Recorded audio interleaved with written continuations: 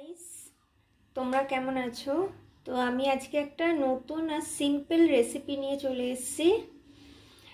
তো আমি দেখো কিছুটা আলু সিদ্ধ করে নিয়ে পিস পিস করে কেটে নিয়েছি, আর ডিম বয়েল করে এরকম পিস করে নিয়েছি। ডিমটা আমি সবার শেষে অ্যাড করব, কারণ এটা না হলে এমনিতেই কুসুম থেকে বেরিয়ে যাবে।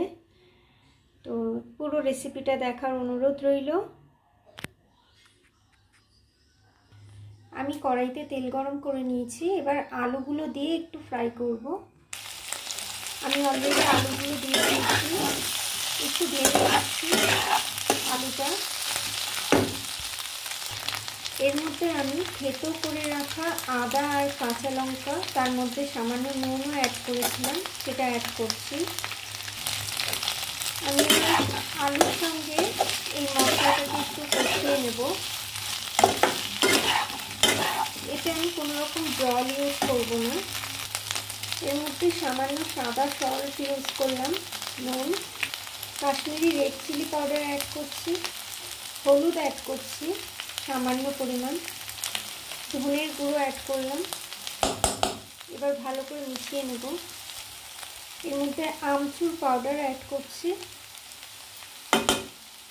এবার আমি এগগুলোকে অ্যাড করে নিচ্ছি, ডিমগুলো।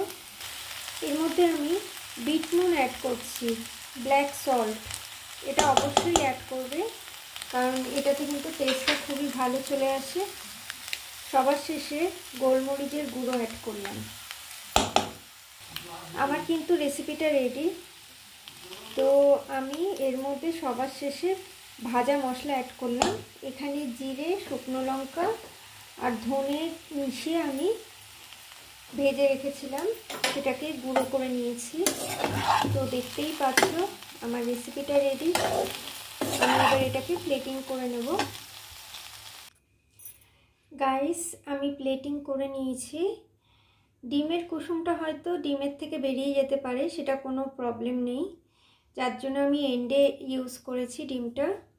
কিন্তু এই রেসিপিটা খুবই সিম্পল, খুবই টেস্টি হয়, আর এটা রুটি, পরোটা সব কিছুর সঙ্গেই খেতে পারো। তো আমি রুটির সঙ্গে এটাকে খাচ্ছি।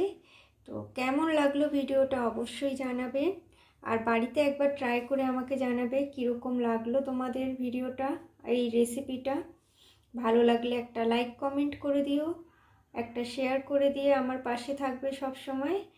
আর নতুন নতুন এই ধরনের ভিডিও বা রেসিপি দেখার জন্য আমার চ্যানেলটাকে, আমার পেজটাকে সাবস্ক্রাইব করতে ভুলবে না।